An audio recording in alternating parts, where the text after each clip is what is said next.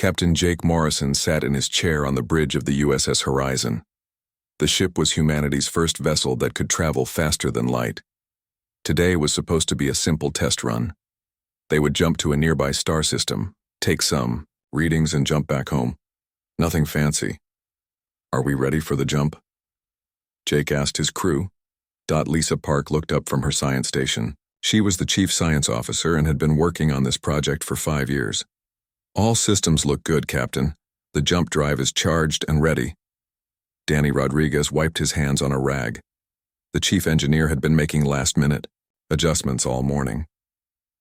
"Engine room reports ready, sir, though I still think we should have done more testing on the navigation system." Katie Bell checked her communications board. "I'm picking up the usual background noise from space, nothing unusual." Jake nodded. "All right, everyone. Let's make history. Danny, start the jump sequence." The ship hummed as the experimental drive powered up. Energy flowed through cables that ran along the walls. The lights dimmed slightly as power was redirected to the jump drive. Everyone held their breath. "Jump in 3, 2, 1, Danny called out. The stars outside the window stretched into lines of light. Then everything went black for a moment. When the view cleared, they were somewhere completely different. "Well, that worked," Jake said. "Where are we, Lisa?" Lisa was already scanning the area with her instruments.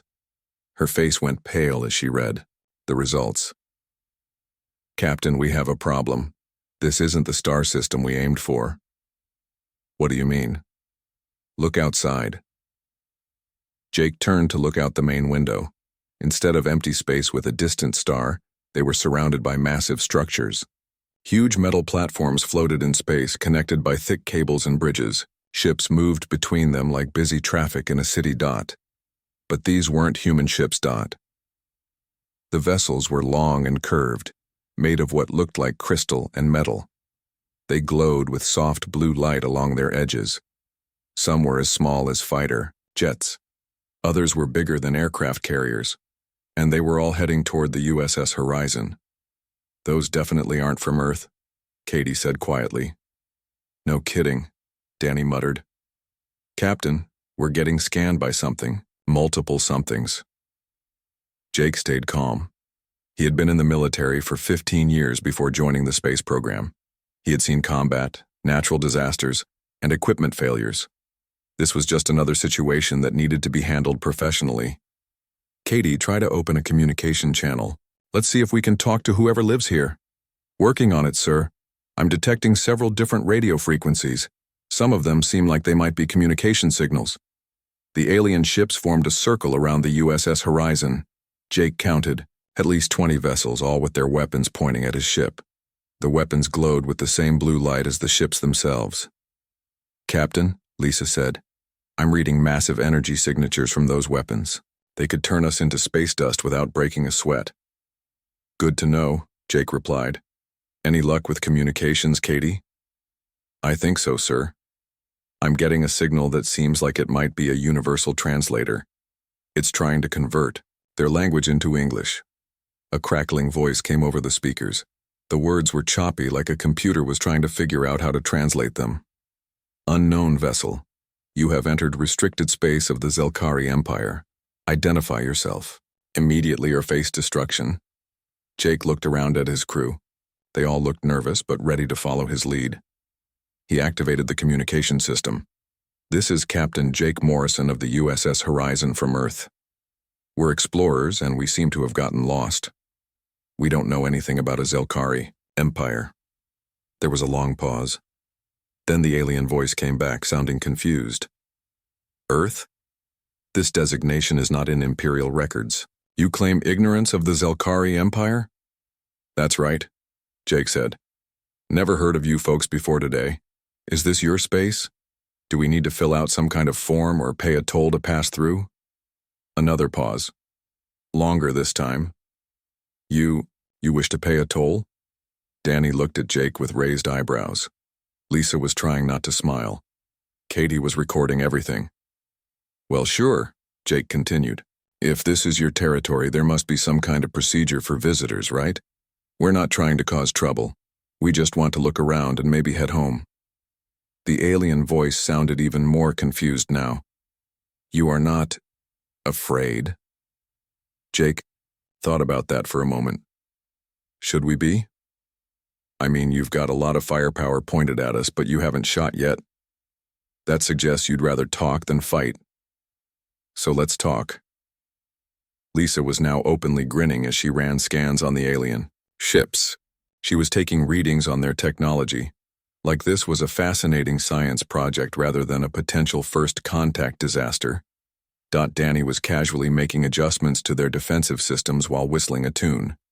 He acted like being surrounded by alien warships was just another day at the office. Katie was trying to improve the translation system and taking notes on alien communication protocols.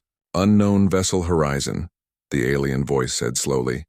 You will accompany our ships to Imperial Station. You will explain your presence to the sector commander. Sure thing, Jake replied. Just lead the way. And hey, do you folks have a cafeteria? On that station? It's been a long day and my crew could use some lunch. The communication channel went quiet for several minutes. Finally, the alien voice returned, sounding like the speaker was talking to someone else in the background. The humans want to know about food services.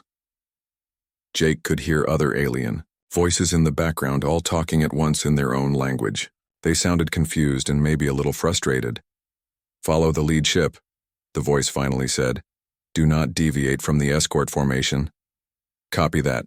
Thanks for the escort service. As the USS Horizon began moving with the alien ships toward the massive station, Jake turned to his crew. Well, that wasn't so bad. Lisa, keep scanning everything you can. This is the discovery of a lifetime. Danny, make sure our systems are ready for anything. Katie, keep working on that translator. What do you think they want with us, Captain? Lisa asked. Jake shrugged. Probably just want to check our paperwork and make sure we're not smuggling anything. Standard border control stuff. The crew went about their duties as they approached what was clearly the most important moment in human history. They treated it like a routine traffic stop. Behind them, the Zelkari ships followed in confused silence, wondering what kind of strange species they had just encountered. Imperial Station Omega-7 was the size of a small city. The structure stretched for miles in every direction, with docking bays that could hold hundreds of ships. Jake Morrison watched through the windows as the USS Horizon was guided into one of the smaller bays. This place is incredible, Lisa Park said as she continued her scans. The engineering required to build something this big in space is amazing. Danny Rodriguez was checking their docking systems. At least they seem to have standard docking protocols. Our ship systems are talking to theirs just fine. Katie Bell was monitoring alien communications. I'm picking up a lot of chatter, Captain. Sounds like we're causing quite a stir. Jake nodded. Everyone stay calm and professional. We're representing all of humanity here, so let's make a good impression. The docking process went smoothly. Within an hour, a group of aliens arrived. At their airlock, Jake could see them through the small window in the door. They looked like tall, thin humans, but their skin was pale blue, and they had large black eyes. They wore dark uniforms with lots of medals and symbols. Permission to come aboard? Asked the lead alien through the communication system. Permission granted, Jake replied. He opened the airlock. The lead alien stepped inside and looked around. His uniform had more medals than the others, so Jake figured he was in charge. I am Commander Zethkalar of Imperial Station Omega-7. You will come with me for processing. Processing? Jake asked. What kind of processing? Commander Zethkalar looked confused by the question. Standard Imperial contact protocols. You will present yourself to the Sector Council. Okay, sure. Should I bring my whole crew or just a few people? The commander paused. You choose who comes with you? Well, yeah. I figure you want to talk to whoever's in charge, plus maybe a science officer and a communication specialist. Unless you need to see everyone. Zethkalar looked at the other aliens with him. They seemed to be having a quick conversation in their own language. Bring 3 others, the commander finally said. Jake selected Lisa for her scientific knowledge, Katie for communications, and Dr. Helen Carter, the ship's medical officer who also served as a diplomat. As they walked through the station corridors, Jake noticed that other aliens stopped to stare at them. The humans looked around with curiosity rather than fear. Helen asked questions about the station's construction. Lisa pointed out interesting architectural features. Katie tried to learn basic phrases in the alien language from their escort. "Your species shows unusual behavior," Commander Zeth Kalar said as they walked. "How so?" Jake asked. "Most species display fear or submission when first brought aboard an Imperial station." Jake shrugged. "Well, you haven't given us any reason to be afraid. Everyone's been pretty polite so far." The council chamber was a large room with a curved ceiling that showed stars and space outside. 5 aliens sat behind a high desk that looked down at where Jake and his team were told to stand. The aliens all wore elaborate robes and had even more medals than Commander Zeth. Kalar. The center alien, who seemed to be the leader, spoke in a deep voice. "I am Sector Administrator Velturin. You are the humans from the vessel called Horizon." "That's right," Jake said. "I'm Captain Morrison. These are my officers Carter, Park, and Bell. You have entered Zelkari space without authorization. This is a serious violation of Imperial law." Jake nodded. "I understand. Like I said before, we got lost. Our navigation system had a malfunction. We're still working out the bugs in our faster-than-light travel." Administrator Velturin looked surprised. "You have faster-than-light capability?" "Sure. It's pretty new technology for us, though. This was actually our first test run outside our solar system." The administrator talked quietly with the other council members for a moment. Then he touched something on his desk. A hologram appeared in the center of the room, showing a large document covered in alien writing. "This is the standard Imperial contact protocol," Velturin announced. "All new species must sign this agreement to acknowledge Imperial authority over their territory." Jake looked at the document. Katie was using her translator to convert the text to English on a small device. "This is basically a surrender treaty," Jake said after reading for a few minutes. "You want us to give up control of our planet and let your empire rule us." "Correct?" Jake scratched his head. "Well, that's not going to work. I don't have the authority to sign something like that. This would have to go through our government back on Earth." The council members looked at each other in shock. This was clearly not the response they expected. "You refuse to acknowledge Imperial authority?" Ted asked another council member. "I'm not refusing anything," Jake said. "I just can't make that kind of decision for my entire species. That's not how our government works. I'd need to take this back to our leaders and let them discuss it." Administrator Velturin activated another hologram.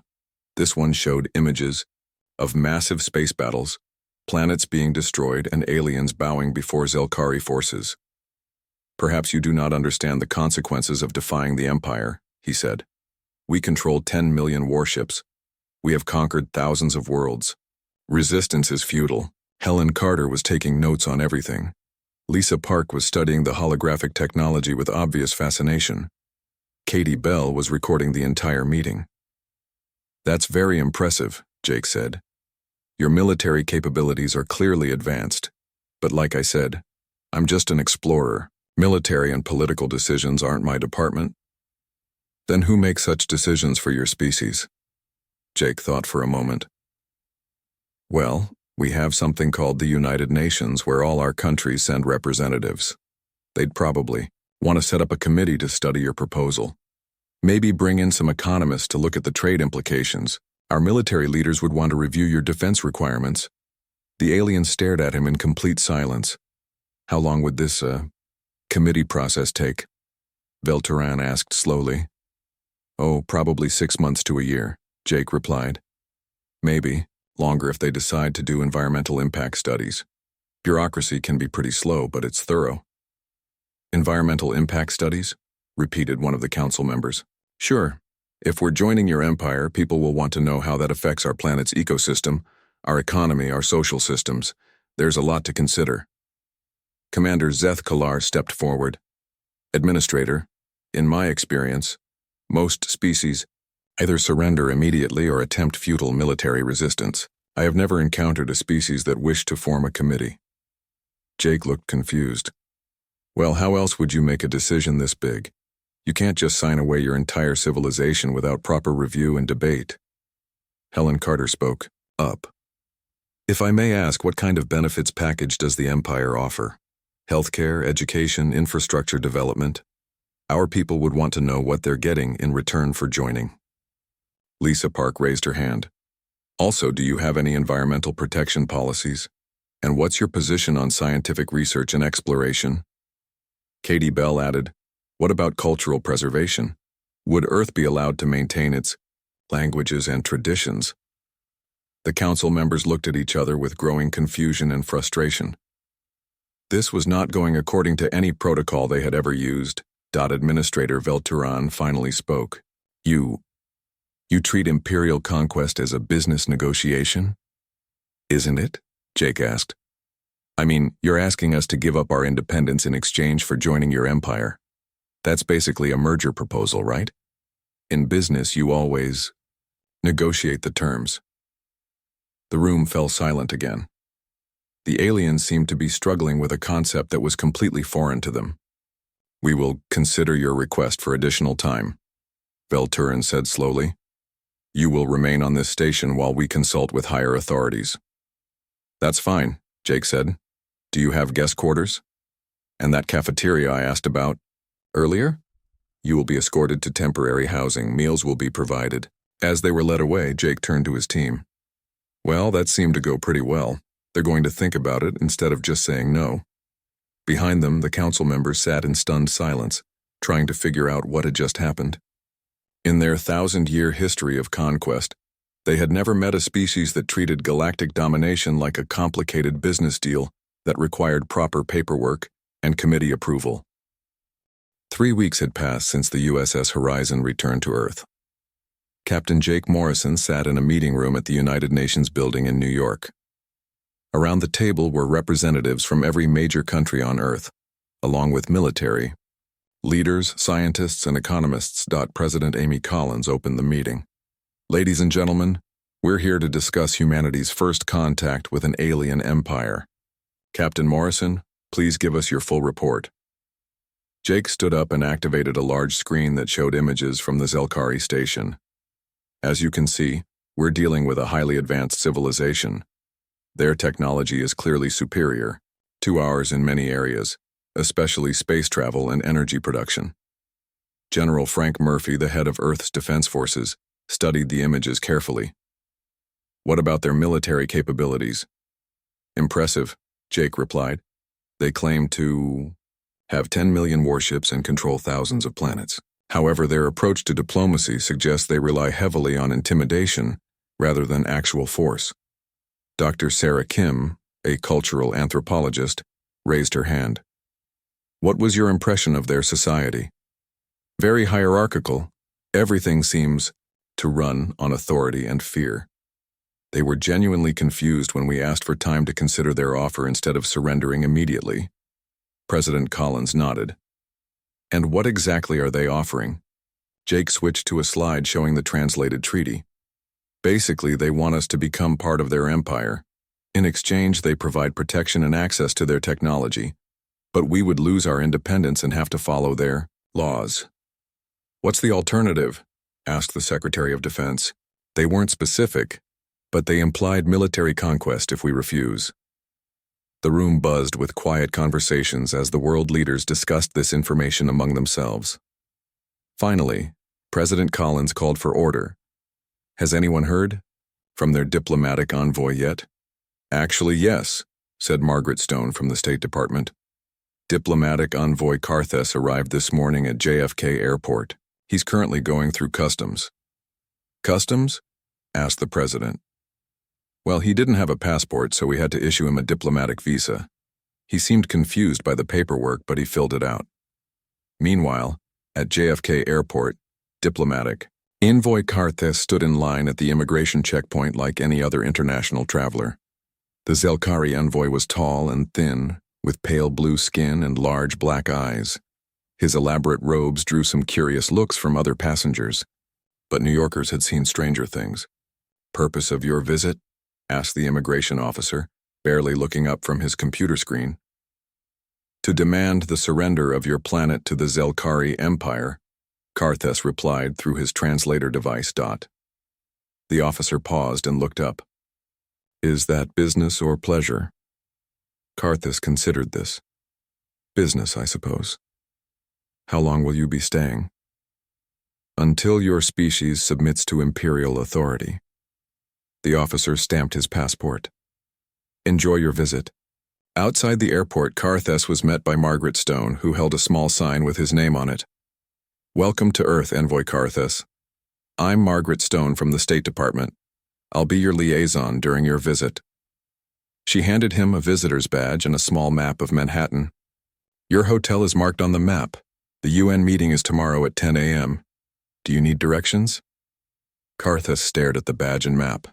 In his experience, conquered species usually built golden statues in honor of imperial envoys. They didn't give them tourist maps and visitor badges. "This is unusual," he said. "What is?" "Your behavior. Most species grovel and beg for mercy when an imperial envoy arrives." Margaret shrugged. "Well, we haven't actually met with you yet to hear what you have to say. Tomorrow's meeting should cover everything." The next day, the UN General Assembly Hall was packed with representatives from every nation on Earth. News crews filled the gallery, treating the event like any other important political meeting. There was no panic, no fear, just the usual buzz of international diplomacy. Carr quote. Theus walked to the podium wearing his full ceremonial armor, which was covered in symbols of imperial power. He activated a holographic projector that filled the air above the assembly with images of the Zelkari Empire's vast fleets and conquered worlds. "People of Earth," he began, "I am diplomatic envoy Karthus of the Zelkari Empire. You have been contacted by our forces and found to be a previously unknown species. According to imperial law, you must now submit to our authority." The hologram showed massive space battles and planets being bombarded from orbit. It displayed the Empire's 10 million warships arranged in perfect formations that stretched across entire star systems. "These are our fleets," Karthus continued. "This is our power. Resistance is impossible. Surrender is your only option." He expected gasps of terror, desperate pleas for mercy, maybe some fainting. Instead, he heard the quiet scratching of pens. As delegates took notes, some were whispering to their assistants. A few were checking their phones. Secretary-General Roberto Silva spoke from his seat. "Thank you for that presentation, Envoy. Very informative. We have some questions." Questions? Karthus had never been asked questions during a surrender. Demand before. Dr. Carol Wright from NASA stood up. "Your faster-than-light technology is fascinating. Would joining your empire give us access to the scientific principles behind it? And what about trade relationship?" asked the economic advisor from China. "What resources does the empire need that Earth might provide?" General Murphy raised his hand. "Your military formations are impressive, but they seem designed for large-scale fleet battles. How do you handle smaller conflicts and peacekeeping operations?" Karthus looked around the room in confusion. These humans were treating his demands for surrender like a business presentation. They were asking practical questions about benefits and procedures instead of begging for their lives. "You are supposed to surrender," he said weakly. "We understand that's what you want," President Collins said. "But as Captain Morrison explained to your people, we can't make that kind of decision without proper consideration. We need to understand what you're offering and what the alternatives are." "The alternative is conquest," Karthus said, his voice rising. "We will destroy your armies and rule your planet by force." "How many ships would that require?" asked a military analyst. "What would be the timeline for such an operation?" added another. "Would you target military installations first or civilian populations?" asked a third. Carr quote. Thess stared at them. They were asking technical questions about their own conquest, like they were planning a construction project. We would send a fleet to demonstrate our power," he said uncertainly. How big a fleet? Asked General Murphy. And would there be any advance warning for civilian evacuation? Secretary General Silva spoke up. Envoy Karthus, we appreciate you taking the time to explain your empire's position. However, a decision of this magnitude requires careful study. We'll need to form a committee to review all the information you've provided. A committee? Yes. Representatives from each nation will need to consult with their governments. Our economic experts will analyze the trade implications. Our military advisors will assess the security situation. Our scientists will evaluate the technological benefits. How long will this take? Karthus asked. 6 months should be sufficient for a preliminary report, Silva replied. Though if we decide to conduct environmental impact studies or cultural preservation reviews, it could take longer. The envoy looked around the room at hundreds of human faces, all watching him with polite interest. There was no fear, no desperation, no recognition of his empire's supreme power. They were treating the potential conquest of their entire civilization like a municipal zoning meeting. 6 months? He repeated weakly. We'll set up another meeting for you to present any additional information you think we should consider, President Collins said. Margaret will help you coordinate your schedule. As the delegates filed out of the hall, chatting among themselves about lunch plans and afternoon meetings, Karthus stood alone at the podium. His holographic display of imperial might flickered and disappeared. He had traveled across the galaxy to demand Earth's surrender. Instead, he had been asked to submit a detailed proposal and wait 6 months for a committee decision. The humans treated his galactic empire like a foreign government applying for a trade agreement. Margaret Stone approached the podium. The State Department has prepared a summary of today's meeting, she said, handing him a folder. Your hotel has extended your reservation through next week, in case you need additional time to prepare supplementary materials. Karthus took the folder with numb fingers. Inside was a standardized form titled Request for International Agreement Review, with boxes to check for different types of diplomatic relationships. Someone had helpfully checked the box labeled Potential Military Alliance. 6 months had passed since diplomatic envoy Karthus first visited Earth. During that time, humanity had been busy. Committees had been formed, studies had been conducted, and reports had been written. The world's best minds had analyzed every aspect of the Zelkari Empire's offer. Today, High Admiral Vexitar himself had come to Earth to receive humanity's answer. The Zelkari leader stood 9 feet tall and wore armor that had been worn in 1,000 conquests across the galaxy. His ship, larger than most space stations, sat in orbit above Earth. President Amy Collins stood at the podium in the same UN hall where Karthus had made his demands. Behind her were displays showing charts, graphs, and analysis reports. The room was packed with world leaders, scientists, military officers, and economists. High Admiral Vexitar, President Collins began.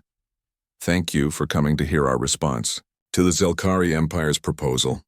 Vexitar crossed his massive arms. I expect your surrender documents. Actually, we have a counter-proposal, Collins said calmly. The word counter-proposal had never been spoken to Vexitar in his 300-year military career. Species either surrendered or were destroyed. There was no third option. What did you say?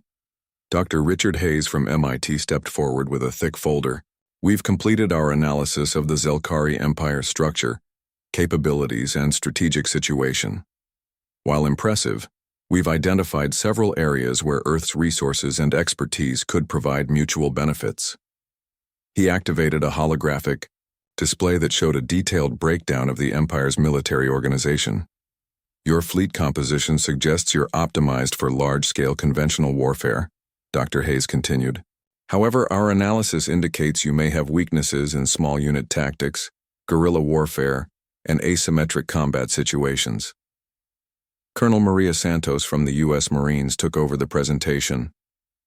Earth's military history includes extensive experience with unconventional warfare, urban combat, and coalition building. These skills could complement your existing capabilities. Vexitar stared at the humans in disbelief. They had spent 6 months studying his empire not to find ways to surrender, but to identify how they could help improve it. Furthermore, Dr. Hayes continued, our industrial capacity, while smaller than yours, is highly adaptive and innovative. Earth's manufacturing systems could provide rapid prototyping and development support for your technology. An economist from Japan stood up. We've also prepared a comprehensive trade analysis. Earth has unique cultural products, artistic traditions, and luxury goods that could be valuable in galactic markets. In exchange, access to your advanced materials and energy systems would boost our industrial development significantly. Your agricultural systems, added an expert from Brazil, seem focused on large-scale production. Earth's biodiversity and farming techniques could provide variety and resilience to your food supply chains. President Collins gestured to the displays, showing Earth's proposed contributions. In summary, High Admiral, we're offering a mutual defense pact rather than submission. Earth would maintain its independence while providing specialized military, industrial, and cultural services to the Empire. A mutual defense pact? Vextar's voice was barely above a whisper. That's correct. We're proposing an alliance between equal partners. Dr. Carol Wright from NASA activated another display showing planned joint research projects. We're particularly interested in collaborative scientific ventures. Your faster-than-light communication technology combined with our quantum computing research could yield significant advances. We've also prepared preliminary agreements for cultural exchange programs, added the Secretary of Education. Student exchanges, artistic collaborations, and academic partnerships would benefit both our civilizations. High Admiral Vextar looked around the room at hundreds of human faces, all watching him expectantly. These creatures had spent half a year analyzing his empire and had concluded that they could improve it. They were treating the galaxy's most feared military force as a potential business partner. You think you can help the Zelkari Empire? Absolutely, President Collins replied. Every organization can benefit from fresh perspectives and new approaches. Your empire has clearly been successful, but there's always room for improvement. General, Frank Murphy stood up with his own presentation. For example, your standard fleet formations are excellent for intimidating primitive species, but they're vulnerable to distributed attacks. Earth's military doctrine emphasizes flexibility and rapid adaptation, which could enhance your combat effectiveness. You studied our military tactics? Vextar asked. Of course, if we're going to be allies, we need to understand how to work together effectively. A technology expert from Silicon Valley activated a hologram showing Earth's computer networks. Your information systems appear to be highly centralized, which creates both efficiency and vulnerability. Earth's distributed computing models could provide backup systems and improved data security. Vextar's mind reeled. In his entire career, he had never encountered a species that responded to Imperial contact by offering to upgrade the Empire's capabilities. This is not how conquest works, he said finally. We're not interested in conquest, President Collins replied. We're interested in partnership. Earth remains independent, but we work together on projects that benefit everyone. And if we refuse, your partnership? Collins shrugged. Then we politely decline your original offer and continue as we are. We're not looking to force anyone into agreements they don't want. You would refuse to join the Empire? We would maintain our independence, yes, but we'd still be open to future negotiations if circumstances change. Vextar stared at her. You realize we could conquer your planet? You could certainly try, General Murphy said calmly. Our analysis suggests it would be expensive and time-consuming, with significant casualties on both sides. Plus, conquest would eliminate most of the benefits we're offering to provide through partnership. You're not afraid of us? President Collins considered the question seriously. Your military is clearly powerful and we respect that. But fear isn't a good basis for any relationship. We'd rather work with you as friends than submit as subjects. The room fell silent as Vextar processed this information. In his 3 centuries of service, he had received the surrender of thousands of species. He had accepted tribute from millions of worlds.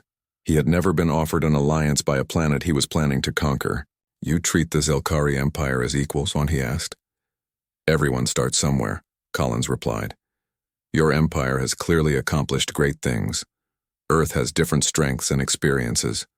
Together, we might accomplish even greater things. Cultural expert from France stood up. We've also prepared proposals for artistic exchanges. Earth's music, literature, and visual arts could provide entertainment value throughout your empire. In return, exposure to galactic cultures would enrich our own artistic traditions. Music? Vextar repeated weakly. Among other things. Cultural diversity tends to promote creativity and innovation. High Admiral Vextar looked around the room one more time. Charts and graphs showing Earth's proposed contributions to his empire covered every wall. Hundreds of humans waited patiently for his response to their offer of friendship. No species in galactic history had ever responded to imperial conquest by offering to help improve the empire. These humans had turned his demand for surrender into a job application. I must consult with the Imperial Council, he said finally. Of course, President Collins replied. Take all the time you need. Margaret will provide you with copies of all our reports and proposals. As Vexitar walked out of the hall, carrying folders full of Earth's detailed plans for upgrading his empire, he tried to understand what had just happened. He had come to accept humanity's surrender. Instead, he was leaving with homework assignments and partnership proposals behind him. The human delegates were already making lunch plans and scheduling follow-up meetings. They had just offered to reorganize a galactic empire like they were, consulting on a corporate merger. And somehow Vextar found himself actually considering their proposals. The Imperial Council chamber on the capital world of Zelkari Prime had never seen such chaos. For the first time in 1,000 years, the council was divided. Half wanted to destroy Earth immediately to set an example. The other half was curious about these strange humans who seemed immune to intimidation.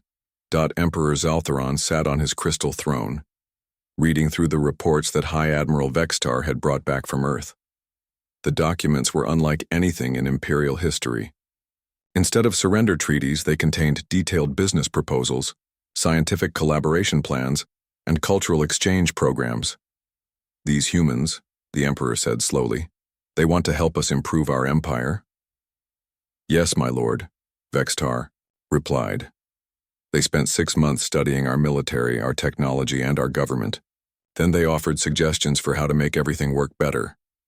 Council member Zexandra slammed her hand on the table. This is an insult. No primitive species should dare to suggest improvements to our perfect empire.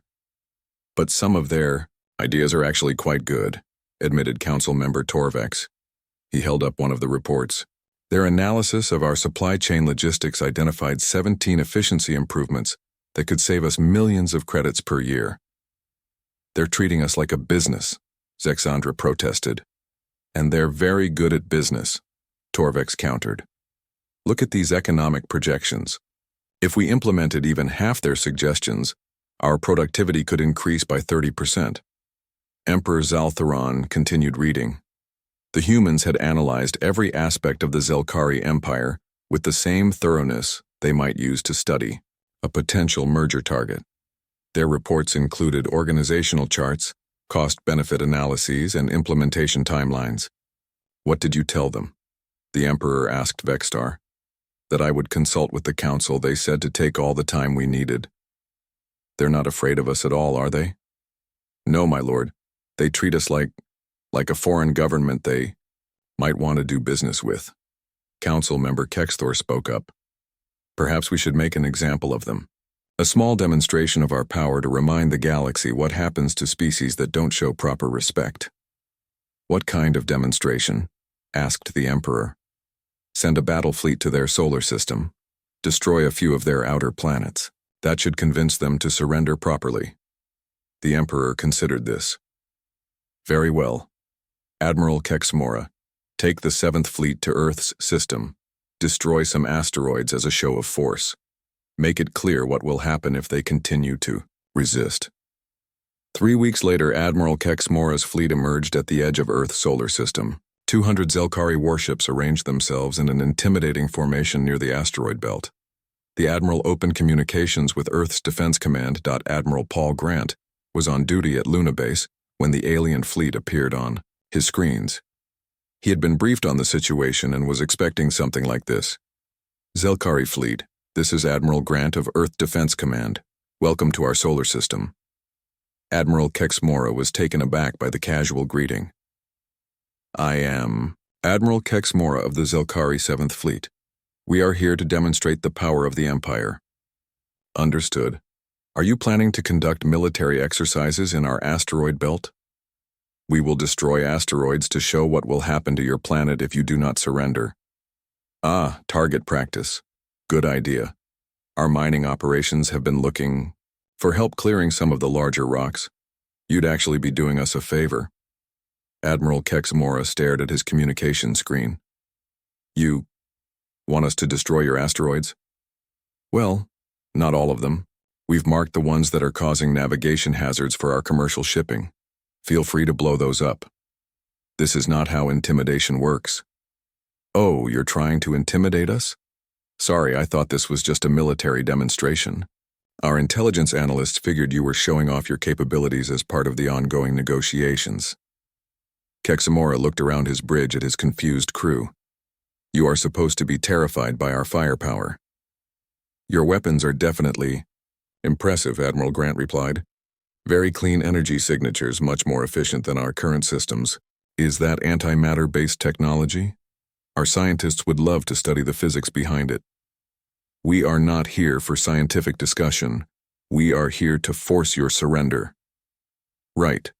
But like President Collins explained to High Admiral Vextar, I don't have the authority to surrender anything. That's way above my pay grade. I'm just here to make sure you don't accidentally hit any of our commercial traffic. Admiral Grant transmitted a navigation chart showing shipping lanes throughout the solar system. If you could avoid these routes, that would be great. Also, we've got a passenger liner coming through in about 6 hours, so maybe pause the target practice around then. Kexmora looked at the chart showing dozens of human ships moving throughout their own solar system, completely unconcerned about the presence of a Zelkari battle fleet. Some were cargo haulers, others were tourist vessels, and a few appeared to be scientific research ships. You have civilian ships operating while we threaten your system? Well, yeah.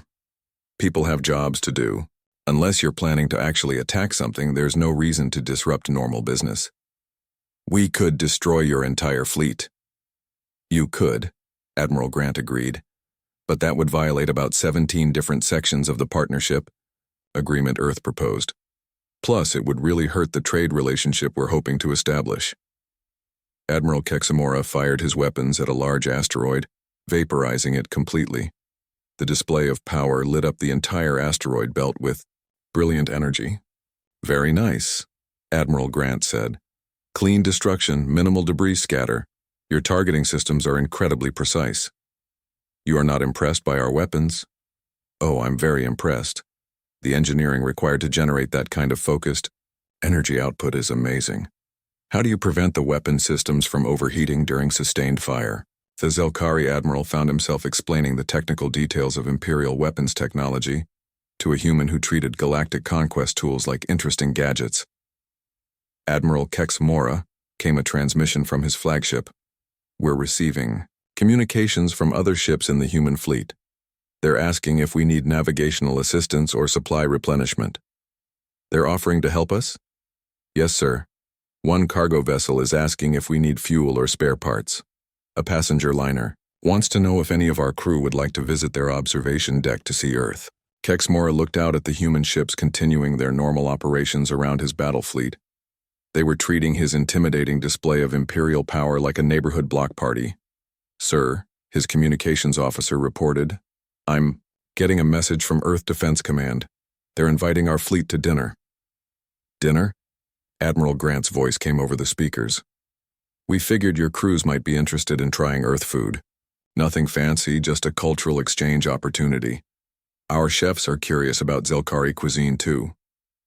You want to have dinner with us? Sure, why not? You're going to be here for a while anyway, right? Might as well make it social.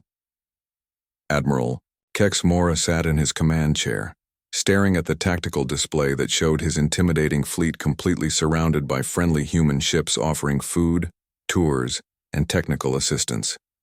His demonstration of imperial power had turned into an impromptu cultural exchange.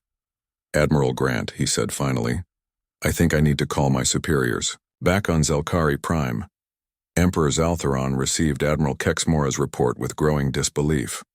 The humans had welcomed the Imperial fleet like tourists, offered them dinner, and started asking technical questions about their weapons. "They invited our fleet to dinner," the Emperor repeated. "Yes, my lord. They seemed genuinely excited to meet us. Several human scientists want to discuss faster-than-light physics with our engineers." Council member Zexandra threw her hands up in frustration. "These humans are impossible. They refuse to be conquered properly." "Perhaps," said Torvex thoughtfully, "that's exactly what makes them valuable allies." The Emperor looked around the council chamber at his advisors, who were now openly debating the merits of Earth's partnership proposal. For the first time in Imperial history, a species had responded to their conquest attempts with friendship, curiosity, and dinner invitations. Meanwhile, back on Earth, the evening news was covering the day's events. The anchor spoke in the same calm tone used for weather reports and sports scores. The Galactic Empire fleet completed their asteroid clearing operations today, with Earth Defense Command reporting excellent cooperation from the alien visitors. Trade negotiations continued to proceed slowly due to bureaucratic delays on both sides. In other news, the International Space Station announced plans to invite Zelkari scientists to participate in next month's zero-gravity experiments. Captain Jake Morrison, now promoted to head of Earth's Alien Relations Department, filed his weekly report. In it, he noted that humanity's first contact with the Galactic Empire was proceeding according to standard diplomatic protocols, with both sides working through the usual challenges of cross-cultural communication and regulatory compliance. He ended the report by recommending that the cafeteria at the UN building expand its menu to include more alien-friendly options, since the Zelkari delegation seemed to enjoy pizza but had trouble with spicy food.